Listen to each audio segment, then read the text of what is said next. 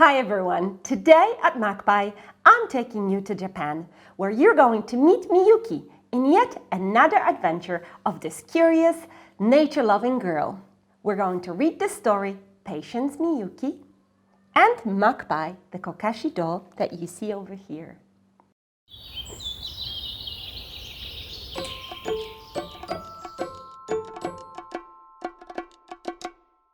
I know that many of you have already fallen in love with Miyuki when we made the koi fish kites in the last episode.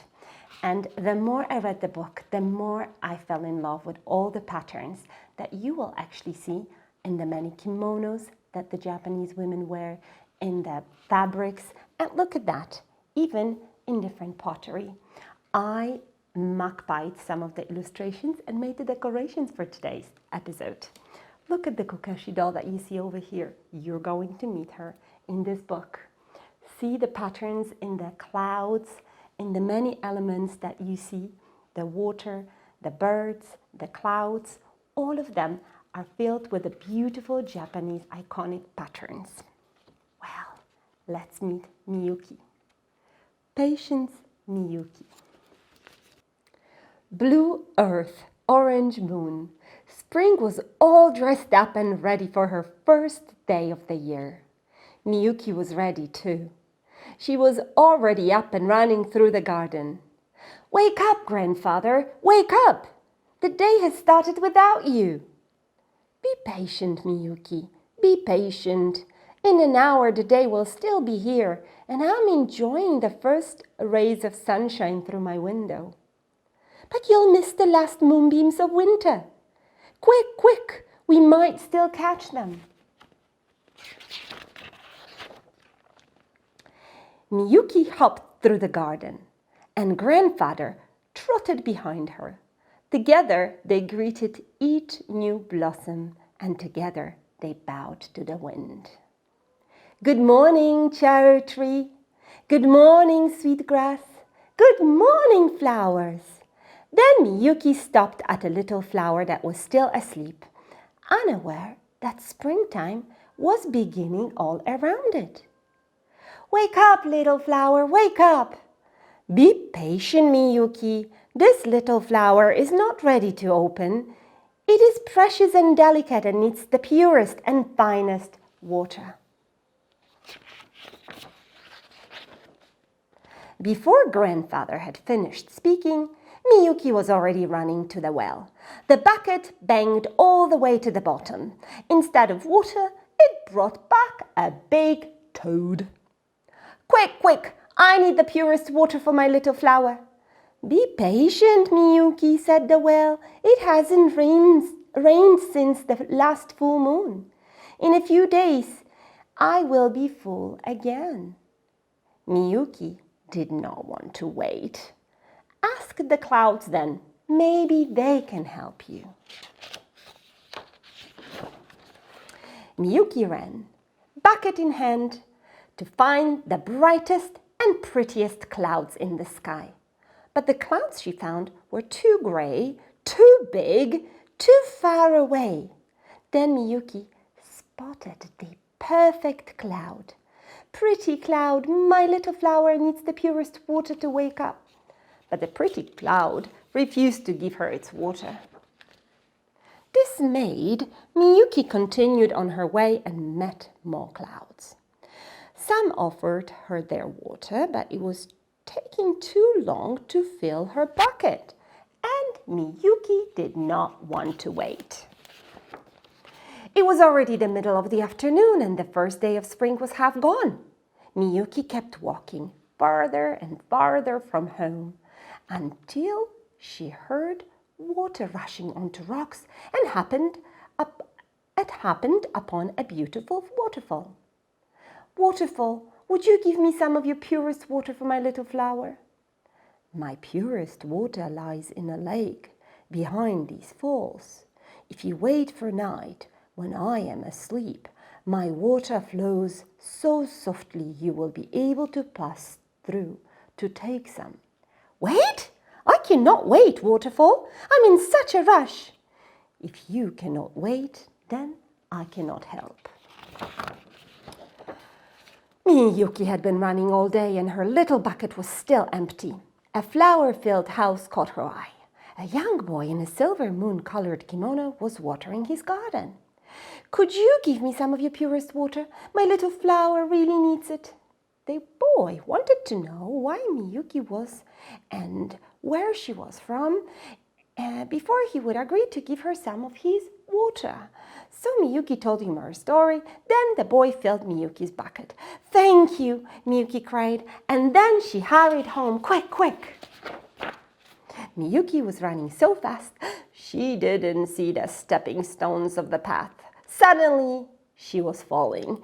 Miyuki's knees were scraped, the bucket broken, and the water all gone. Evening was falling. She was far from home and she was exhausted. Miyuki had been up since sunrise trying to find the purest water for her little flower, and now the first day of spring was almost over. In that silent, still moment, Miyuki heard singing. She knew the song. It was the river that ran by her house. "What are you doing so far from home at the hour when the moon outlines the mountains?" "River, I'm lost, I'm tired, and I still don't have the purest water for my little flower. I don't have any water at all." "Be patient, Miyuki. Sometimes it is necessary to slow down. I will take you home, and then you can have some of my water." Lulled by the slow, quiet water, Miyuki fell asleep. The river carried her home, where her grandfather found her, picked her up, and put her to bed. Blue earth, orange moon. Spring was all dressed up and ready for her second day of the year. Miyuki was ready too. She was already up and running through the garden. Grandfather was up too, waiting for her next to the little flower. When Miyuki saw that the little flower was still closed, she started to cry. 2 of her purest tears ran down her cheeks. "Wake up, little flower, wake up." "Be patient, my little girl. Neither flowers nor anyone in the world deserves to be watered by tears. Yesterday, you ran away so fast, you missed the first day of spring. Come, sit close to me. Watch and wait for once." Miyuki sat and watched and waited. She watched as grandfather smelled the scent of a beautiful blooming flower with generous leaves. And she watched as very slowly he gently bent one of its leaves so that a few dewdrops, the purest water, slid down to the sleeping flower. Then the little flower slowly opened. "Good morning," the little flower said. "Please forgive me for being late. I've been dreaming of spring." The end. Time to make your very own Kokeshi doll. Make your very own Miyuki. You're going to need a rectangular piece of paper for the kimono, a white piece of paper for the face, black piece of paper for the hair, and a little piece of paper for the belt. Any little scrap that you have. So then glue or double-sided tape, scissors, and something to draw the eyes and the lips with. We're ready. So I am starting with the kimono. You will not believe how easy it is. I am recycling some samples of wallpaper that I have. I've chosen the pattern of bamboo leaves because they look quite Japanese. Now, I bent a little piece, probably as wide as 2 of your fingers, as wide as 1 of my fingers, to make the color. If you want to have the color thinner, you're just going to bend a smaller bit. I like it visible. Now, in the middle, I'm going to turn my paper around. In the middle, I'm going to place right in the middle, right on the collar. I'm placing 2 of my fingers and I'm going to put the collar over it just as if I was wearing a nice dress around my neck. Look at that. I am not measuring anything. I am simply placing 2 fingers, bending it around just the way I want. It can be done this way, that way. Alrighty. Half of the work is done, would you believe?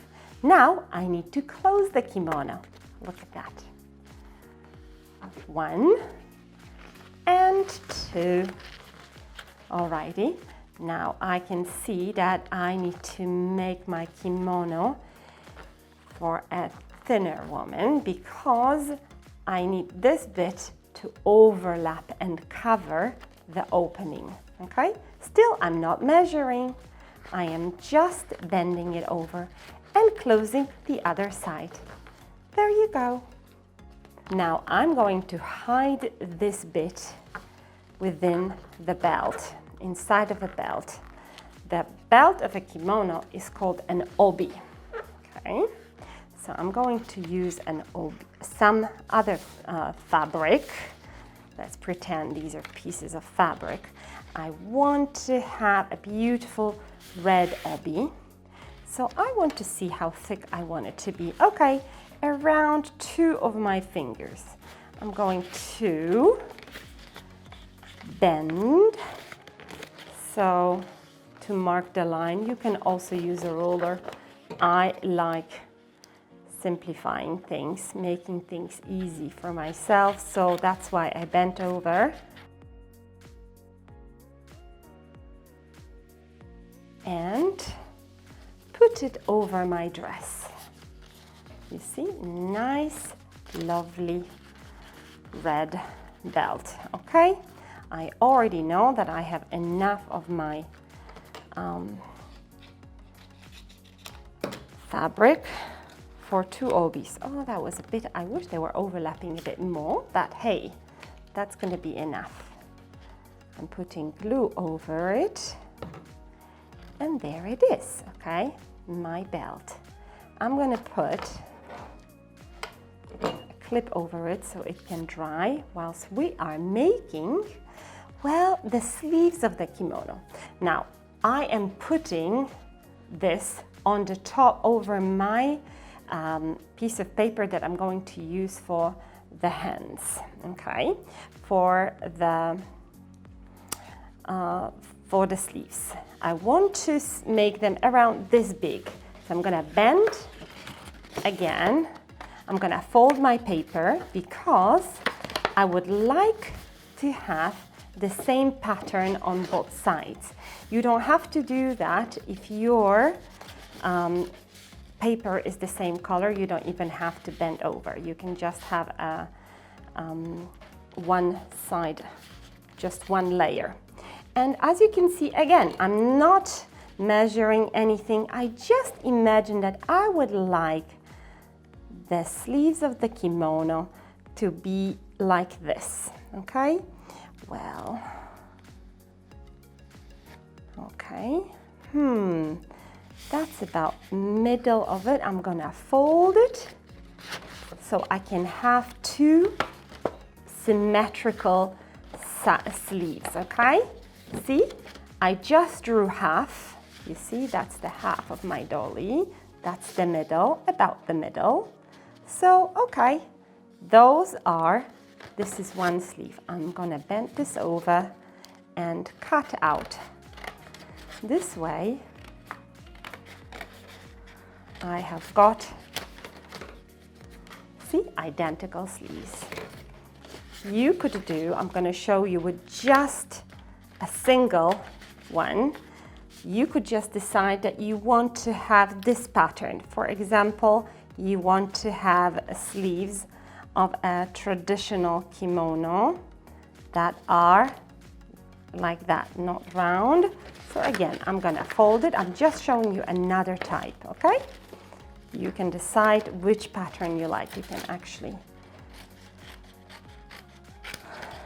make them really, really long. You see, I'm not even following the outline because I'm a designer. I like the things to be unique. Look at that. These are the kimono sleeves. Oh, look at that. Dotted. Or just this way. Okay, I'm going to put glue in the middle of my kimono right here. I can add some more here because I decided to have 2 layers. I'm going to put some glue in the middle as well, and there we go. All right, our kimono is ready. Now time to make the face, and that is very easy peasy lemon squeezy. I actually put my piece of paper, see, this way. I know that my dolly needs a neck, so I'm gonna draw a neck fat enough to fit into my doll, and there I imagine that I would like my dolly to have a face that will be proportional to its body. You see, the bigger the piece of paper that you use, the bigger the dolly is going to be, the bigger the kimono. So therefore there is no one proper measurement. You see, there we have, the head is cut out. Of course, it's a bit too tall, but I've got scissors. Now I can decide, okay, that head is going to need beautiful hair. So I want the hair to be, well, I'm gonna just trim. That's gonna be my doll's face. So I would like to have traditional haircut right here, not a bun, just like the one here. It has 2 little buns, okay?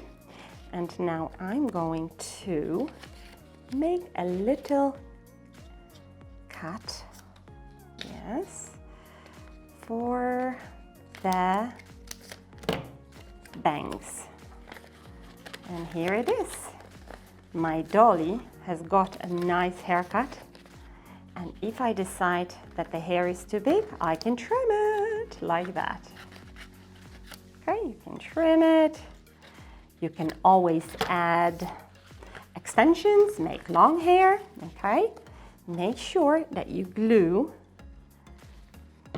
the head to the body and the hair to the face. Just by adding a little bit of, ooh, I didn't think of that. Let me see. Okay, I'm gonna need just a little bit here. I'm gonna put some glue right here. Okay, here it is. I got it a little bit dirty, but that's okay. It's gonna dry and you won't see a thing. Alrighty, now it's time to make the face.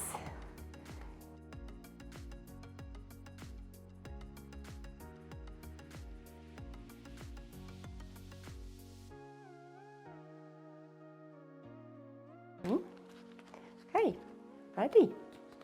So this is how you make your very own Kokeshi doll. Well done for trying. Well done for trying to fold the paper, squeeze your little fingers in there and fold the color around them. Well done for trying and folding squares and rectangles, any tissues you have found. Keep it up. Keep them coming. Make your very own collection. Design your very own collection of Japanese kimonos and turn them into Kokeshi dolls that can play in your very own Magpie theater. Now, if you make them, please leave a comment. Please subscribe to come back and make some more fun things with me. And if you have a picture you want to share, you can just ask your mommy to check onto Magpie Yard on Instagram and tag your picture with Magpie Yard. Show it off to the world. Hope to see you soon. Bye.